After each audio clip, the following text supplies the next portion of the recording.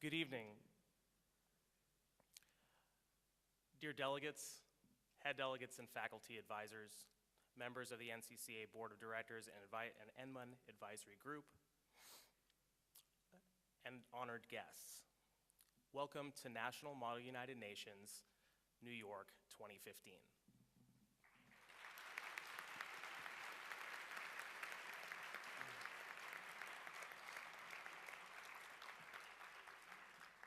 My name is Samir Kanal. I have the privilege of serving as Chief of Staff for this week of National Model United Nations. And to start off our opening ceremonies, I also have the privilege of introducing our Deputy Secretary General, Yvonne Jeffrey.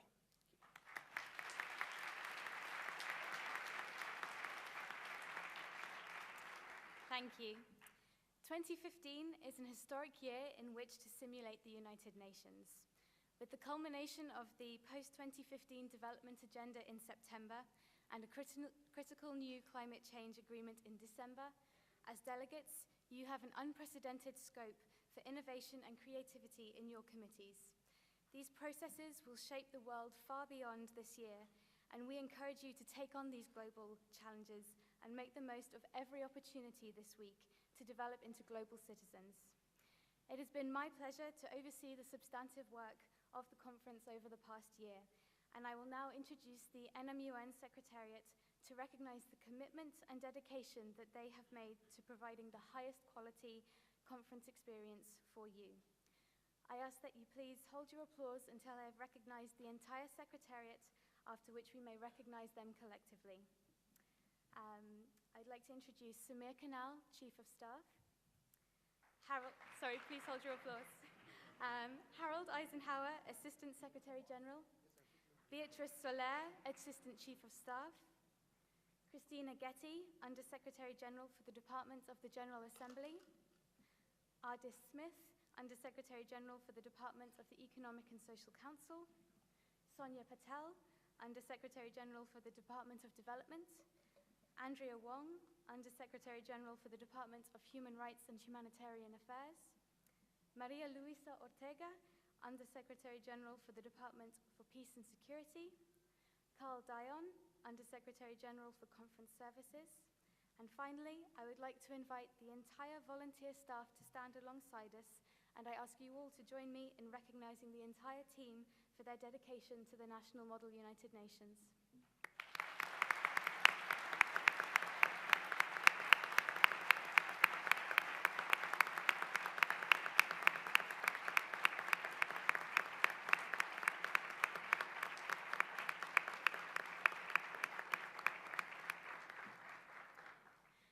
I would now like to introduce the Secretary General, Roger Tseng, to deliver his welcome and remarks.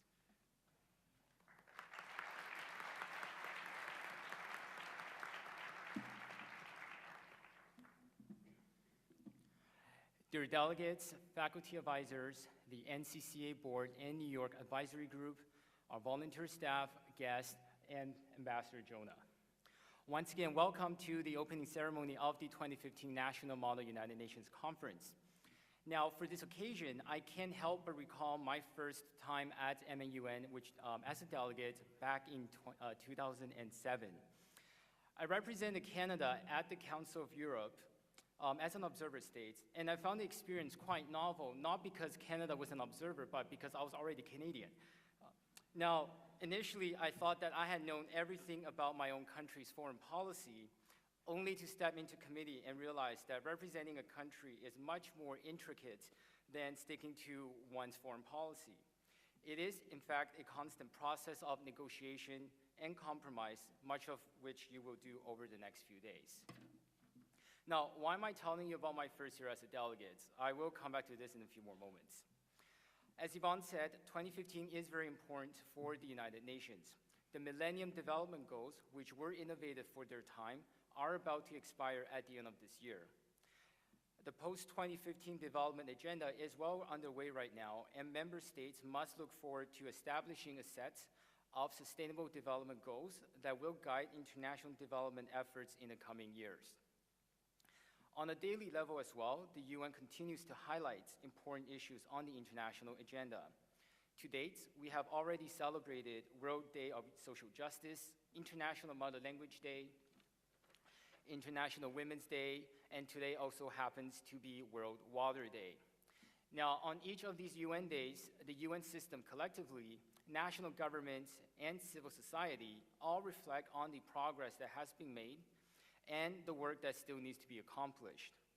This dialogue of looking back and looking forward is well presented in the committees that we are simulating at NMUN 2015, and hopefully you have picked up on this while reviewing your background guides as well. So this brings me to discussing with you the theme of this year's conference, which is impact. I wanted to tell you about my first year as a delegate because I wanted to highlight the impact that these simulations have on an individual. Like I mentioned previously, the art of diplomacy is based on negotiation and compromise, understanding what the stakes are and realizing how you can work with each other and to achieve these common goals. That first year in committee had a major influence on my understanding of international affairs and of the concept of diplomacy. And 9 years later, I now have the opportunity to serve as your Secretary General, and during each year when I have been involved with NMUN, I have been presented with numerous learning moments that ultimately contribute to my professional and personal development. And this has been NMUN's impact on me. Furthermore, on a global level, the United Nations has undoubtedly created an impact on everyone's daily lives, a positive impact definitely through information and action. From humanitarian relief in times of war, to helping member states fight drug trafficking and organized crime, and to providing primary education for all children, the impact of the United Nations has been felt by so many around the world. And so my challenge for you in this coming week is to negotiate with each other in good faith, to work with each other on common goals, to honor the legacy of the United Nations, everything that the system has already accomplished, and to identify how the United Nations can continue to contribute and to create a positive impact on the international stage. Now, in the coming days, in addition to having discussions in committee sessions, we will also be bringing our conversation online with a wider audience by live tweeting your committee proceedings using the hashtag MNUNNY2015. When you're not making formal speeches, we invite you to join us on Twitter and talk about your impact on your community and the impact on the United Nations. Now, at this time, I would like to introduce to you our keynote speaker of this evening, Ambassador James O.C. Jonah.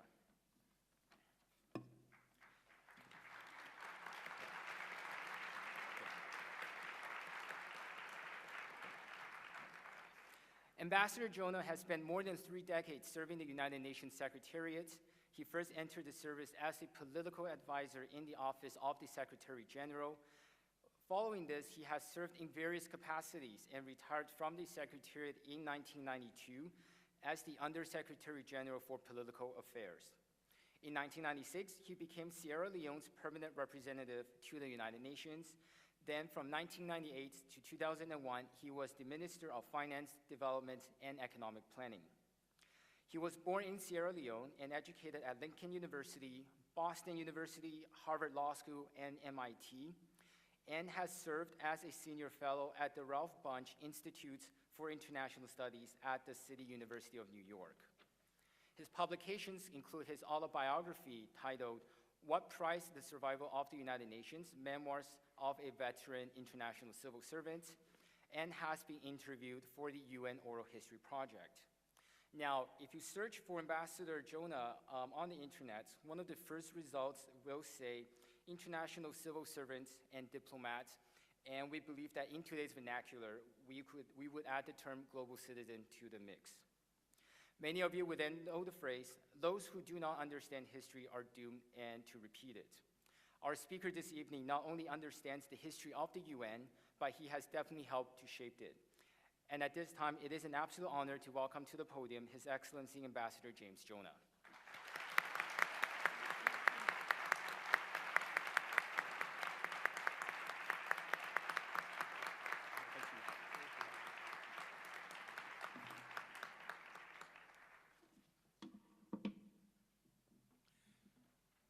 Thank you very much for that introduction. And I'm very pleased to have been invited to give the keynote speech to this, your model United Nations. It has been my privilege for many, many years to participate in model United Nations across the United States, Canada, in England, Germany, even in Beijing. So I enjoy doing this because I have a strong belief that your generation might be able to make the United Nations what it should be. I say that because those first generation of policymakers, international civil servants, who managed the United Nations actually experienced the horrors of war. And they were determined to make sure that nothing is done to weaken those provisions of the Charter which guaranteed the attempt to save succeeding generation from the scourge of war. But as we have moved away from the effect of 1945, many diplomats, many heads of state have forgotten what motivated policymakers and drafters of the UN Charter. And it is true that we have not experienced another world war. But please don't forget that the regional wars we have experienced over the years have caused huge casualties, not unlike casualties in the Second World War. 2 wars in Iraq, war in Vietnam, wars in the Middle East. So we should not be complacent. And it is the duty of your generation to make decisions in your various countries to enhance the stature of the organization. Recently, the New York Times and some other Western media were very critical of the failure of the Security Council to take action in Syria. Even the head of the Human Rights Commission bemoaned the fact that the Security Council had not acted on their reports. But this should not be surprising to many, because what we have seen in recent years is more nationalism than internationalism. And we have seen greater degree of partisanship than for cooperation. We even have this curious situation that those who are fighting for peace are often criticized for being, as they feel it, too weak. And the hawks are hovering around. But all of you have an obligation, no matter where you come from, to those who talk so glibly about going to war, to put this question to them. Ask them, are they prepared to put on the uniform, go to the front line, and fight the war? Are they willing to have their relatives, their sons and daughters, participate in such wars? Or are they relying primarily on those poor who feel obligated to join the army or are recruited without any of their choice? I really believe, for example, in the United Nations, that you have to ask a question. Why is it that it is so long not to reform the Security Council? The Security Council today is operating on provisional rules that were agreed to in 1947. They could not agree. How can we, in this modern age, allow 5 permanent members to have the veto, which in fact blocks many progress in the solution of crisis? And they will not expand it. They will not expand it to Africa, to Asia, to Latin America. And we had this preposterous proposition that if they grant permanent status to those countries in Asia, Africa, and Latin America, then they should not have the permanent veto status.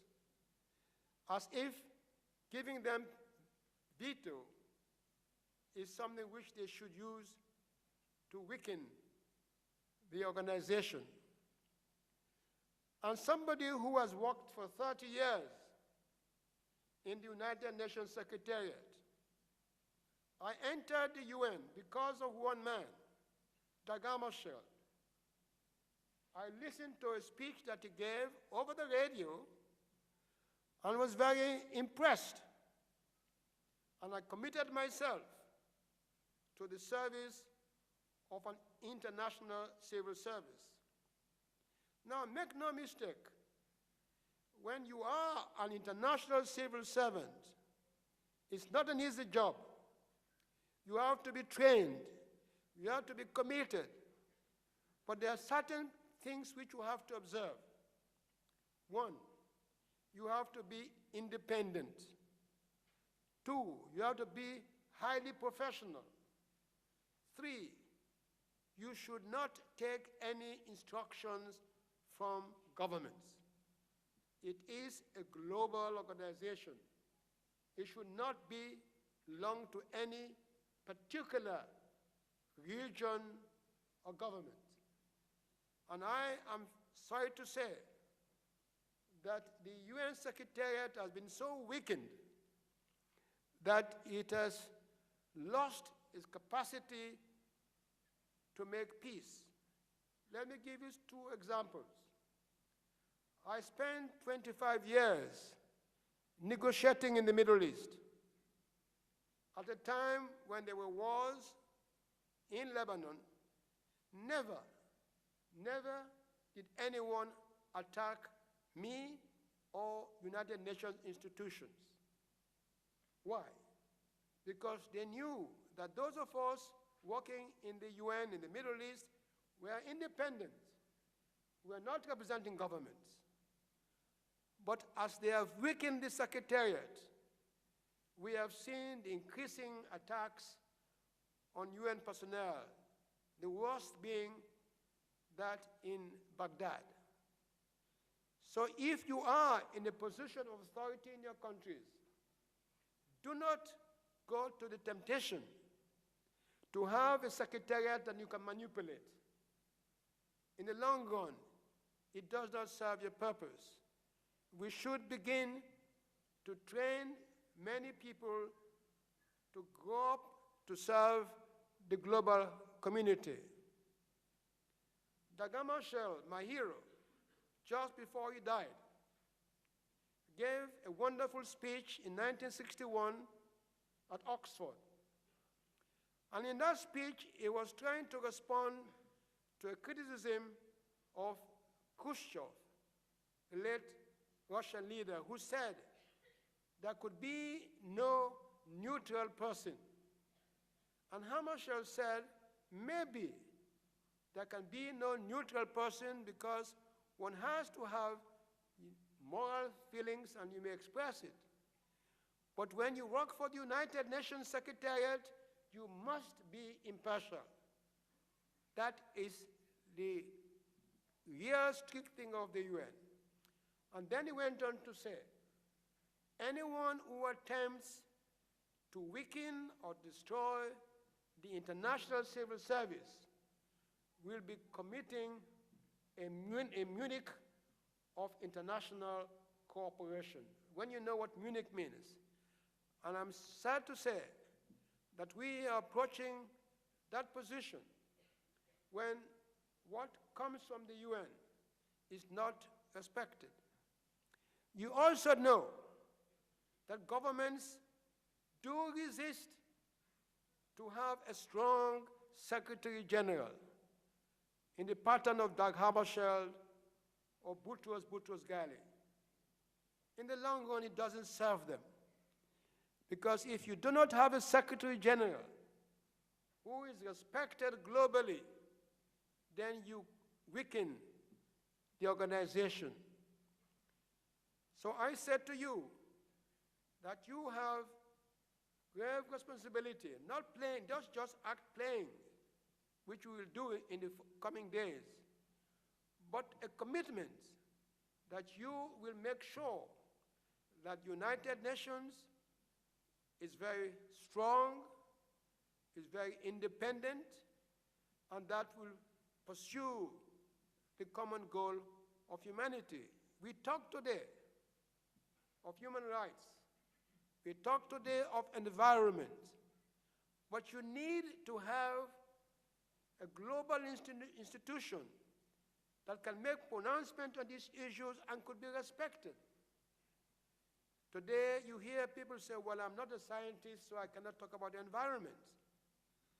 But they must believe on the group of people who can pronounce on the environment, which is the home of common humanity. Peacekeeping. Peacekeeping was not mentioned in the Charter, but by innovative thinking, people like Dag Hammarskjöld and others, Ralph Bunche, we have now developed an institution that has been able to play a major role in many conflicts in Africa, in the Middle East, and other parts of the world. And I think when you look at these disputes we are going to discuss, some of you will realize, why is it there is so much demonization of leaders around the world? Why is it? Why is it that issues like Ukraine, which could cause problems in the world, why is it not being dealt with in a very impartial manner in the Security Council? Because people are divided. They have taken sides. But where is the role of the Secretary General? I worked in the UN. I can tell you on issues on Vietnam, the Middle East, we will come out and speak boldly as to what we believe is the interest of our common humanity. So please, as you play your game, you play your role, just keep in mind that you may one day be in a position of authority in your country, and you may have to make these tough decisions as to what is the meaning of the United Nations. The United Nations is a collection of member states. It is not an it separate from member states. But member states must be committed. They must be committed. I will never forget after the first war in Iraq on Kuwait, when we had the first summit meeting in the Security Council. And there was so much optimism because something had really happened which was very fascinating. There was a collective action against Iraq for invading Kuwait and removing that country from the map of the world. There was no dispute. But luckily, we had a very astute President of the United States who did not overreach and only fought the war to remove Iraqi troops from Kuwait and restore sovereignty. President Bush was an ambassador in the UN. Some of us worked closer with him. He was committed. Someday you might be in such a position to know exactly what is and what is not necessary in the world community. And please don't forget that you cannot say, well, we are isolationists. We don't want to get involved in problems far away in Africa, as we saw in the case of Rwanda. In Rwanda, there were warnings that there might be genocide. But there were some countries which said, don't take action. It will be too expensive. And we now know what that tragedy was. There are times when one has to be bold and to say clearly what ought to be done. So this is my message to you. Yes, it's very good that you are all attending this Model UN, and I'm very pleased to see so many of you. But also, remember that you are beginning a journey of working within the United Nations and trying to see that this global organization, which is not a communist creation, the UN was created by Western powers. The League of Nations was the creation of Woodrow Wilson and others. These are not people who want to destroy your countries. What you need is committed people who will know that without United Nations, the world might go into disaster. I thank you and hope you all the best.